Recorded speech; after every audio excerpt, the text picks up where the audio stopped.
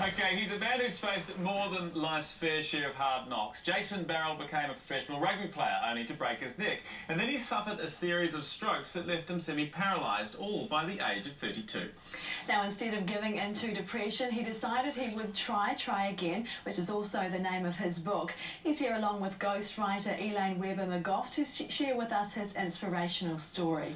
Good morning, you two. What a story. Right. Good morning. Now, the hard knocks for you started way back at school when you were, I don't know whether you were diagnosed dyslexic, but you were dyslexic. What did that experience teach you about life from the get-go? Yeah, no, school was a real mission, and that's probably even today that still haunts me. You know, that loss of self-esteem and not wanting to, you know, feel bad in public and all that stuff. It has been a mission, but then, you know, some hard knocks when you're younger kind of makes you a bit stronger too, and maybe in some ways it's helped me as well. And life was good, wasn't it? Because you were, you know, you made the Chiefs and you were playing representative rugby and that sort of thing, and then what happened? Yeah, I guess my hard time at school didn't really make much of a difference in rugby. I was a prop as well, and you don't have to be too clever for that. So I fitted in quite nicely. But yeah, no, things were going on pretty well. Pretty happy with my lot. And then what happened? Then it all ended. Yeah, no, one day I changed provinces from Northland to Auckland, which Northland also a little teach me, and first game for Auckland, playing Northland, broke my neck, first scrum of the game.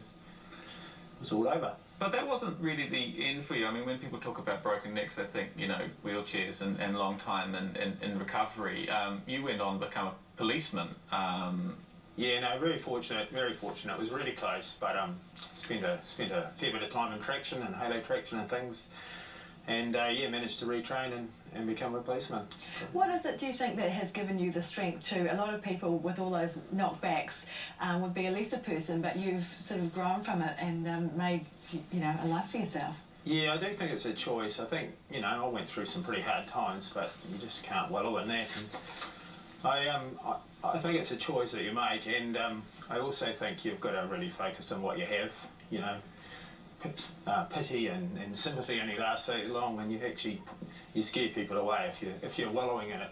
And so if you can focus on what you have and get that foundation, and then look at what you can get, that's the secret, I think. If you're looking at what you haven't got, then you're going to go nowhere. Now, Elaine, you ghost wrote the book that we have behind us, Try Again.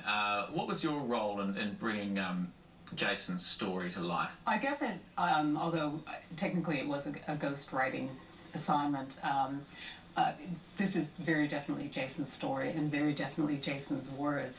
I'm honoured that I actually helped him find the right words to express. Is it a biography or a self-help book? I would consider it autobiographical. It's written in the first person. I think people can draw from it what they want. It's a great story. Jason's life has been incredibly interesting and really inspirational. But having said that, I think a lot of people, especially now in these really tough times, I mean, a lot of people are losing their jobs. What they thought they'd be doing for many years to come may not be what they're going to do.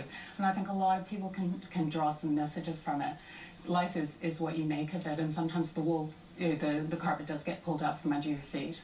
But it was an incredible honor and a big responsibility writing with someone and being entrusted with their story, with their emotions, and we spent some time building that trust, and I think we nailed it. You nailed it. I think we nailed it.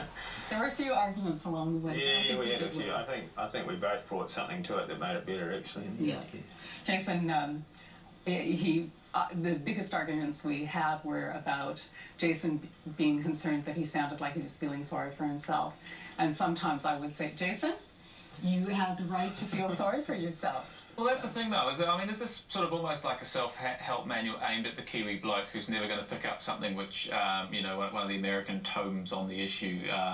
Is it aimed at the Kiwi guy who might have lost his job going through a period of change? It is a Kiwi story. Hopefully it's very readable, and yeah, it's the sort of story that anyone will read. I think also it's got a lot of elements. There is a rugby element which will appeal to a lot of Kiwi blokes. There is the dyslexic element, anybody with a learning disability. Anybody with a severe injury, a severe illness, you know, there's so many elements. But you were a young man, fit man, played professional rugby, you had kids, a wife, and you found yourself so affected by it was a tumour, wasn't it? That they had to, and you had multiple strokes. There must have been a lot of dark times. Yeah, no, there was definitely a dark time. It was actually after I went for a while. I was thinking I was going to die, and it was actually after I found out I was going to live and had surgery and got it out.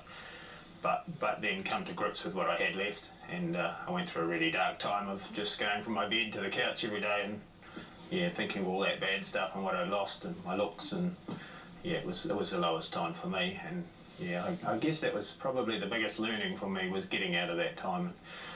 I really did have to take in what I had, and just slowly doing that. If you can focus on what you got, it's easy to get more. But when you're dwelling on all that bad stuff, you're never going to. And then I got direction, and when I started heading somewhere again, just everything fell into place. Where did that come from?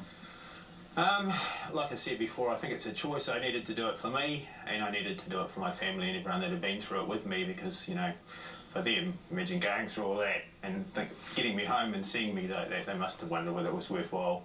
So I knew I sort of had to pay everyone back, really, including myself. Excellent. An amazing story. Congratulations to both of you. And if you'd like to win Jason's book, Try Again, we have 5 copies to give away. Text book and your name to 3330. The first 5 entries will win a copy. Text costs 50 cents. Did I get that text instruction? I think you did. I stuff it up every time I do it. So if it was written in the auto cue, it's right. Thank you very much for coming in, for both of you. Now, our gig scout is with us after the break, and he'll have important news for Pixies.